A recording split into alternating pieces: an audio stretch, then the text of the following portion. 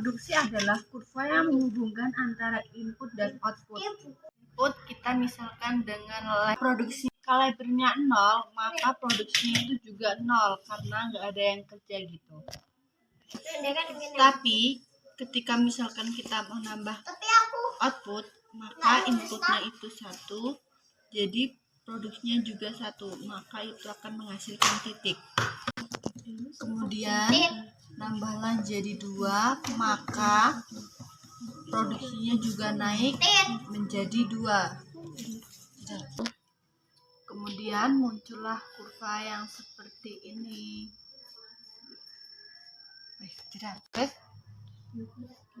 Nah, ini adalah kurva total produksi. Ketika dengan kurva yang lain, ketika memproduksi suatu barang ini akan ada yang namanya tambahan produksi, guys. Kita sebut saja sebagai marginal product.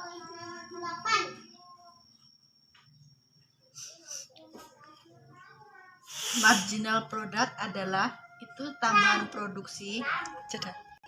Marginal product adalah tambahan produksi akibat adanya tambahan labor atau tenaga kerja. Nah, ada satu lagi namanya average product. Ini adalah kurva produksi. Ketika orang-orang memproduksi output, maka ketika orang-orang memproduksi output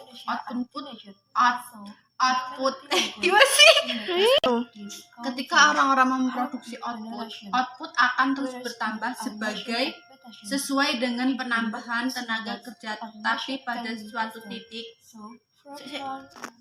jika MPM-nya sudah maksimum, tetapi jika terus ditambah, tetapi tenaga kerjanya terus ditambah, misalkan nih gue tulis di sini angka 8, di sini angka 9, dan di sini angka 10, sehingga total produksinya dia di sini, tetapi titik maksimumnya dia di sini, maka tapi penambahan maksimumnya sudah di sini, maka dia bertambahnya itu sedikit-sedikit, nggak efisien kayak yang di sini. Penambahan yang kecil ini berarti terjadi penurunan produksi.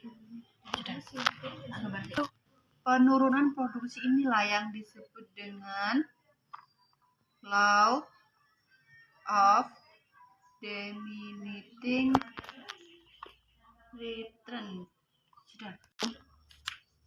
Diminishing return terjadi saat MP mencapai titik maksimum dan AP adalah produksi rata-rata per menit. Untuk pertama akan dibagi menjadi 3 tahapan. Yang pertama yaitu jika produksi terus naik dan MP tetap naik. Yang kedua, sampai pada total produksinya sampai pada titik maksimumnya.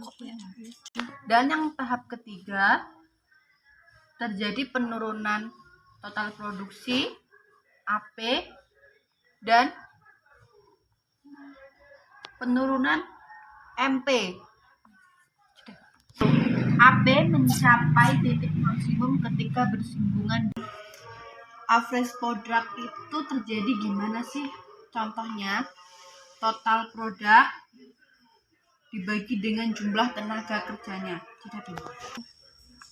AP itu dari mana? Di sini adalah total produksi dibagi input. Misalkan gue gambarin di sini 6, tenaga kerjanya 3, maka 6 dibagi 3 jadi 2.